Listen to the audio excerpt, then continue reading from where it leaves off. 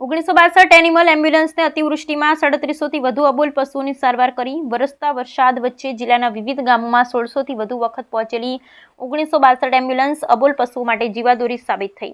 જામનગર જિલ્લામાં થયેલ અનરાધાર વરસાદને કારણે અનેક વિસ્તારો પૂર અસરગ્રસ્ત બન્યા। જિલ્લા વહીવટી તંત્રએ સતર્કતા દાખવી જાનમાલની ઓછામાં ઓછી નુકસાની થાય તે માટે યુદ્ધના ધોરણે કામગીરી હાથ ધરી લોકોને મદદરૂપ થવા શક્ય તમામ પ્રયાસો હાથ ધર્યા। ત્યારે અબોલ જીવોની પણ સ્થાનિક પ્રશાસન દ્વારા એટલી જ કાળજી લેવાઈ અને જિલ્લાનું પશુધન સુરક્ષિત રહે તે માટે ભરપૂર પ્રયત્નો કરાયા।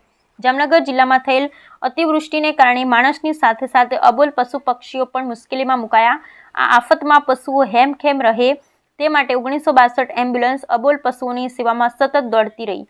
આ અંગે 1962ના પ્રોગ્રામ મેનેજર ડોક્ટર શોએબ ખાને જણાવ્યું કે સમગ્ર જામનગર જિલ્લામાં 1962 એમ્બ્યુલન્સના ફરતા દવાખાના દ્વારા ગામે ગામ પહોંચી વરસતા વરસાદમાં પણ 3706 જેટલા અબોલ પશુઓની સારવાર કરાઈ અને આપદાની ઘડીમાં તાત્કાલિક મદદે પહોંચેલી 1962 એમ્બ્યુલન્સ અનેક પશુઓ માટે જીવાદોરી સમાન સાબિત થઈ। ભારે વરસાદને કારણે અનેક ગામોમાં પશુઓ ઘાયલ અથવા બીમાર થયા હતા। ત્યારે 1962 એમ્બ્યુલન્સ પશુઓની સારવાર અંગેના સતત કોલ મળતા હતા।